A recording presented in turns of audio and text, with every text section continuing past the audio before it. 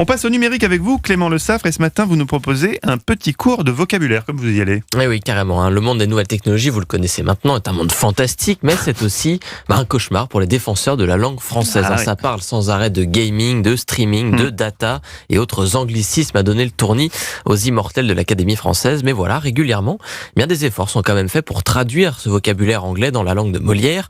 La dernière fournée date de vendredi. Une dizaine de mots et expressions anglais ont été traduits au journal officiel, et ça concerne notamment les nouvelles technologies. Mais alors, quels sont ces mots qui ont été francisés ? Eh bien, on a par exemple cyber addiction, l'addiction au numérique, qui devient cyberdépendance. Jusqu'ici, il n'y avait tout simplement pas de mots pour le dire, en fait. Pour parler des startups aussi qui repensent la démocratie de 2.0, il ne faudra plus parler de la civic tech, comme on a l'habitude, mais de technologie civique, tout simplement.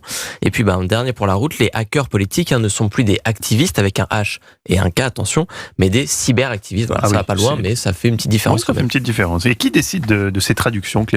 Bien, c'est la commission d'enrichissement de la langue française. C'est une assemblée de personnalités sélectionnées puis placées sous l'autorité du ministère de la Culture et du Premier ministre. Cette commission, en fait, travaille de concert avec l'Académie française et régulièrement, elle propose des traductions d'anglicismes courants, acceptés ou non.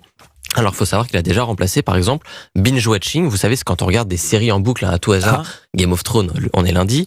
Eh bien, elle l'a remplacé. Ah oui, c'est lundi. Faut pas oublier. Eh bien, elle l'a remplacé par visionnage boulimique. C'est presque poétique, dans un sens. On peut aussi citer fact-checking, qu'on emploie très souvent maintenant, particulièrement dans les médias, remplacé lui par vérification des faits, tout simplement. Alors voilà. En même temps, c'est ce que ça veut dire. Voilà. C'est une traduction littérale. C'est une traduction littérale. Le problème, c'est que ces deux exemples le prouvent assez bien, c'est que ce n'est pas très sexy à utiliser. Donc, vu qu'il n'y a aucune obligation d'employer ces mots dans notre langage de tous les jours, on continue avec les anglicismes. Exactement. C'est le risque. Merci Clément.